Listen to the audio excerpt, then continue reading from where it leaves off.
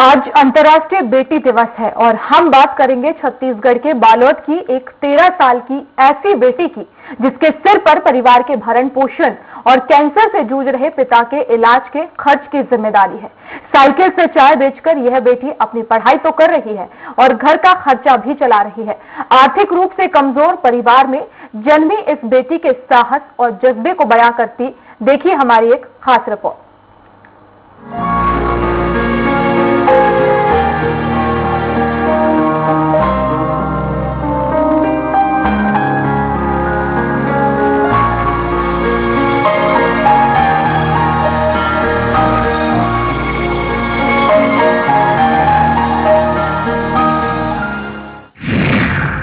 13 साल की उम्र में परिवार चलाने का बोझ।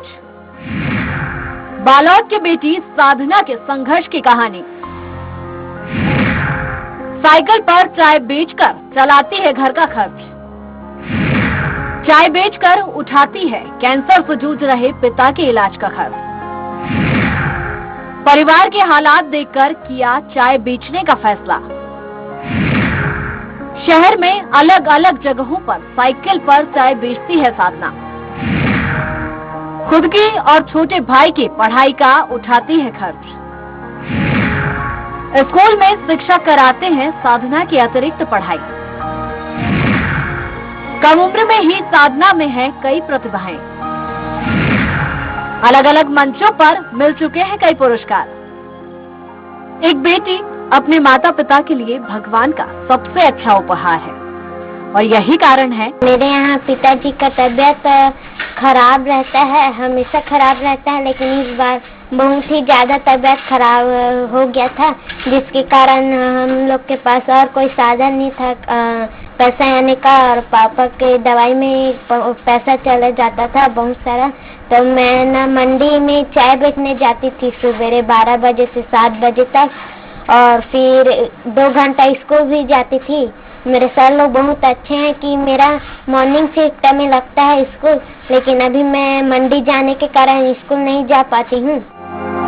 जिस शासकीय स्कूल में साधना पढ़ाई करती है, वहाँ के शिक्षकों ने भी उसकी मजबूरी समझी और उसे दूसरे बच्चों से अलग 2 घंटे अतिरिक्त पढ़ाना शुरू किया। लाचार पिता और आर्थिक रूप से कमजोर माँ को ताकत प्रदान करने और उनका मनोबल बढ़ाने बालोद की बेटी साधना सुबह जल्दी उठकर 7 बजे से 11 बजे तक और दोपहर 3 बजे से शाम 7 बजे तक शहर के अलग अलग स्थानों पर घूमकर चाय बेचती है।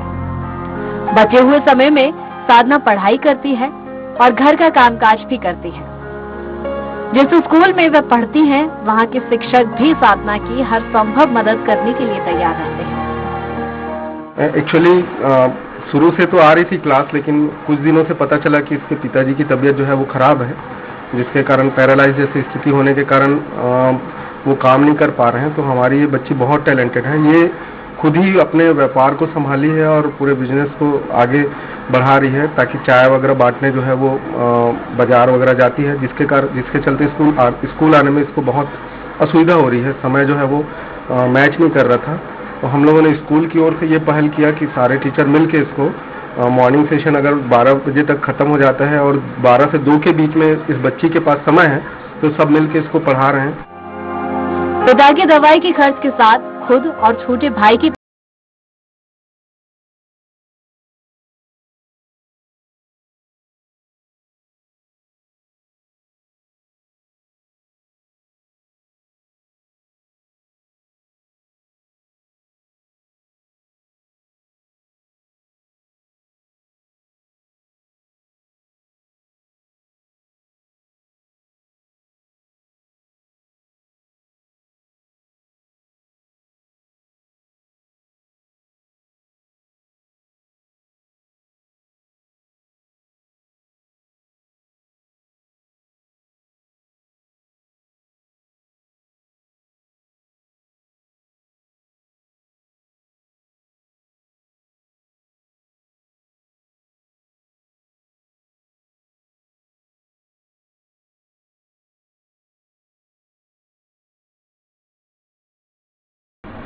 मान के चलो कि आर्थिक स्थिति में छोटे से दुकान चलाता हूँ, चाय दुकान वगैरह, और चाय के माध्यम से ही मो जीविका चलते।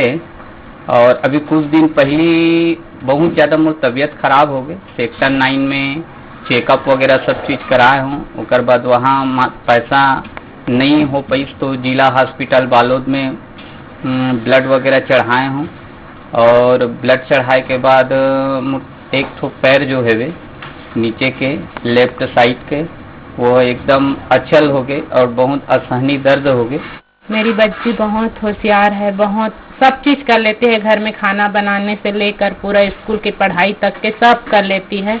मजबूरी यही है कि हमारे घर की स्थिति बहुत अभी दयनीय चल रहे हैं। जब से शादी हुआ है 14 साल हो गया, इसको ब्लड कैंसर है और तभी से हम लोग संघर्ष के जीवन जी रहे हैं। हर बार यही प्रॉब्लम आ जाते हैं कि ब्लड कमी के कारण इनके शरीर में बहुत कमजोरियां आ जाती है।